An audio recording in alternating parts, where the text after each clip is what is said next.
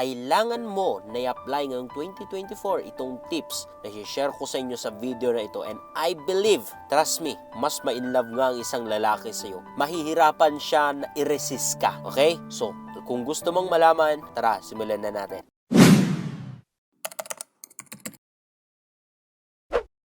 Anyway, maraming salamat po pala sa inyong lahat, sa mga sumusuporta sa akin, sa mga tumutulong sa ating YouTube at Facebook page. Thank you so much po sa inyo. At the same time, sa mga nagsusubscribe, sa mga nagbabayad ng subscription, may God bless you all po. Yan po, Merry Christmas and prosperous, glorious New Year po sa inyong lahat. Anyway, balik na tayo sa ating topic. Kung gusto mo talaga, at seryoso ako dito, na mas may love ang isang lalaki, you need to be strategic this coming year. Kung gusto mo na magkaroon ng mas magandang resulta sa buhay mo, mas magandang resulta sa relationship nyo, then please listen to me. Okay?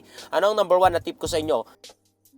Is that be you. Be unique. Maging ikaw. Kasi ang problema ng tao, kopya sila ng kopya ng style ng iba, ng ibang tao. Yet, bakit ka nangungupya? Hindi ka naman naipanganak na tulad nila. Hindi naman, bawat tao ay special. Bawat tao may sarili-sariling gusto ni Lord na maging tayo. So, bakit ka nangungupya ng iba? Bakit gaya-gaya ka ng style ng iba, ng gawa ng iba, ng, personalities ng iba? Hindi ko sinasabi na hindi tayo matuto sa kanila. But, yung nangungupya ka, sa tingin mo, paano ka magugustuhan ng lalaki kung common ka naman, kung, walang special naman sa'yo? Naintindihan nyo? Be you, mag-grow ka, i-develop mo yung skill mo, i-develop mo kung anong meron ka na, imbes na nakafocus ka or nakatingin ka sa ibang tao, imbes na nag-idolize ka na ng ibang tao, then, bakit hindi ikaw? Bakit wala ka bang tiwala sa sarili mo? Have that confidence, kaibigan. Okay? Be you. Be unique. Maniwala sa sariling kakayahan. Maniwala sa sariling ganda. Okay? Basta ang importante, nag-grow ka kahit unti-unti lang. And yung mata mo, ialis mo sa ibang tao kasi may inggit ka lang. Matuto ko sa kanila, but mag-focus ka sa sarili mo sa pag-grow. Makakarating ka din at mas better pa sa kanila. Basta kaibigan, maging unique ka. Be you. Okay? Number 2 na tips ko ay, pag nakikiusap kayo sa kanino mang tao, especially yung taong mahal nyo, nagugustuhan nyo, boyfriend nyo, or manliligaw nyo, or crush nyo, matuto kang tumingin sa kanilang mata habang nakikipag-usap ka. At matuto kang ngumiti. Hindi yung nakayuko ka ng ganon. Hindi po attractive yon. May something impact sa amin na ano pang meron sa babae na to. Parang ang sarap niyang tignan. Kapag matuto kang tumingin sa kanyang mata, sa kanan, sa kaliwa, itingin sa malayo, ibalik ulit sa kanyang mata, sa kanyang labi, habang nagsasalita ka, habang nagsasalita siya. In that way, it creates some intimacy. It attracts something sa amin. Gawin mo ito and you'll see the magic behind it. Makita mo ang magiging resulta. Ma-attract lalo ang isang lalaki sa'yo. Try mo lang. Walang mawawala sa'yo. And it shows kasi that you have that confidence. It shows kasi that ikaw yung tao na may something sa'yo, may value sa'yo. Hindi ka natatakot. Wala kang tinatago. Hindi ka nagsisinungaling. Kapag natuto ka na, kapag nakikipag-usap ka, ay tumingin ka palagi sa kanilang mata. Huwag kang matakot. You'll see, matutunaw yung lalaki na yun.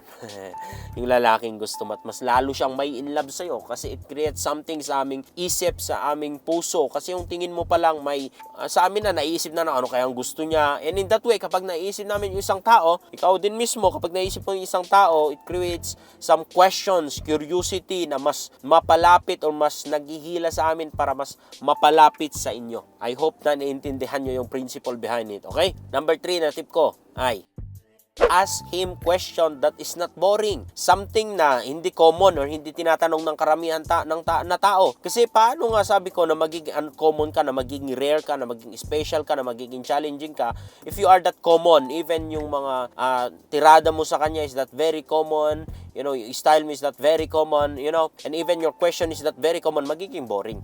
Ask something na mag-create ng intimacy sa inyo, ng emotional attachment. Like for example, kung ano yung pinaka-worst na nagawa niya sa kanyang buhay noong bata siya, ano yung nakakatawan na experience niya, ano yung worst na nagawa niya or nangyari sa kanyang buhay, ano yung pinakamasayang nangyari sa kanyang buhay. Yung mga tipo bang ganon, para in that way, nagsisharing kayo ng mga stories, in that way, merong nabubuo sa inyo na emotional connection. And in that way, kapag nakapasok ka sa kanyang emotion, most of the time, makakapasok ka sa kanyang isip at puso, and most of the time, mas mai-inlove pa yan sa'yo, mas ma-fall in love pa yan sa'yo, mas papahalagahan ka pa, mas tataas yung value mo sa kanya.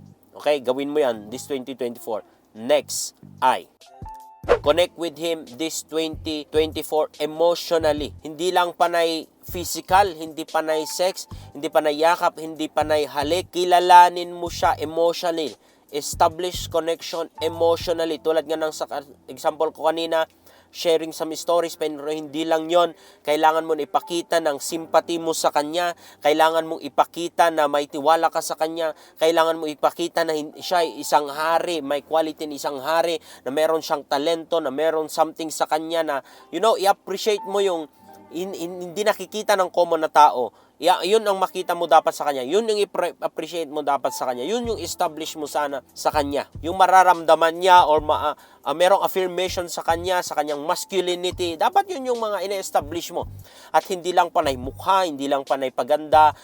Look, malaking factor ang itsura po sa relationship. But that's not enough. And most of the time, kahit maganda ka, kung nagsawa yung lalaki siya maghihanap ng mas maganda sa'yo, mas sexy sa'yo, or merong mas connection sa Kanya emotionally than physically or than your itsura. Are you getting it? Learn to establish this 2024 an emotional connection. Because emotionally, most of the time, mas matindi yung connection. Mas matindi pa sa may tiban yung connection na yun kaysa yung physical connection, kaysa yung iba pang connection. Connect with Him emotionally. Okay? Kapag umiyak siya, i-connect mo yung sarili mo sa Kanya. Have that sympathy. You know what I mean? Have that care na hindi niya mararamdaman sa iba. Hindi niya makikita sa iba. Okay? Next na tip ko na gawin mo this 2024 ay matuto ka or mag-propose ka ng new activities.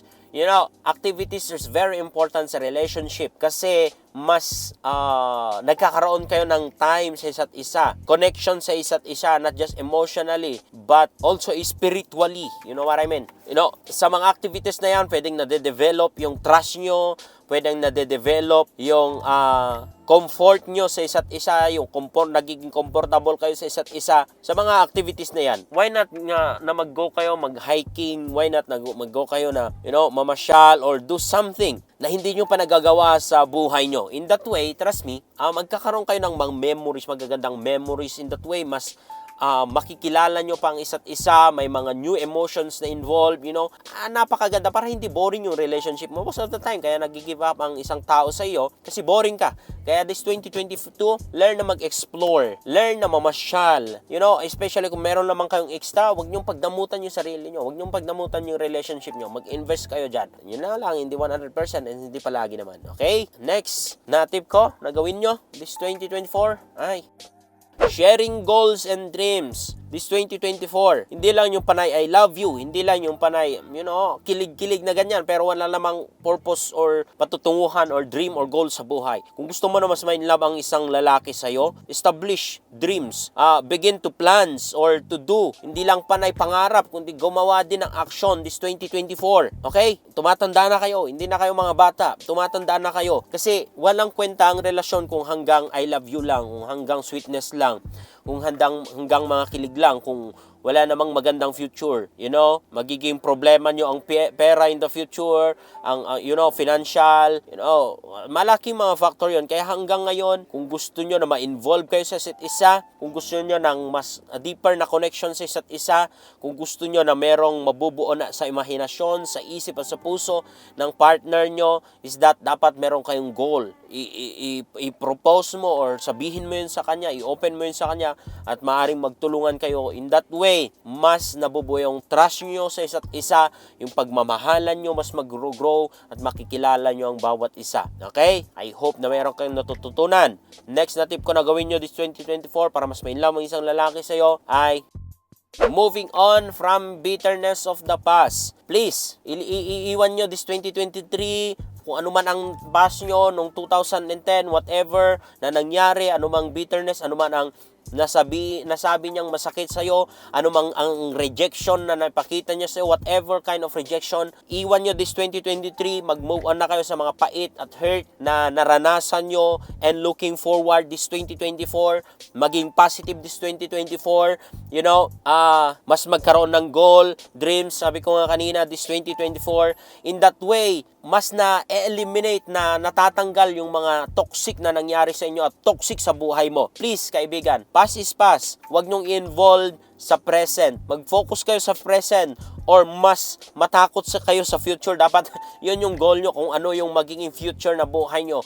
Kung, make sure na merong stability. Make sure na merong, especially financial. This is the big problem sa relasyon ngayon dahil ang akala puro I love you, puro kilig. Nakakalimutan ng financial. You know what I mean? Do some business. Move on from the past. Move on from every trust issues. Iwan nyo lahat ng yon. Iwan nyo lahat ng fight. Hindi ko sinasabi na magpakatanga ka, magpakabulag ka. Of course, kapag hindi siya nagbago, sabi ko nga sa inyo, bigyan mo siya ng lesson. Kapag hindi siya nagbabago, then leave him. Ano pang hinihintay mo? Pero kung nagbago naman at trying hard naman, wala namang perfecto, then iwan nyo. Huwag nyo palaging binabalik. At least you tried na iniwan, pero kung siya hindi niya pa rin papaalagaan, and that's his problem. Hindi mo na yung problema. Ang point ko dito, leave every bitterness this 2023 and stay focused sa mga goal, dreams sa buhay, positivity, good vibes this 2024, and you will see, mas magiging better ka na version, mas maging better yung relationship nyo, mas maraming lalaki may love sa'yo, magahabol sa'yo, maniwala ka man, hindi, bahala ka sa buhay mo. So that's it for today's video.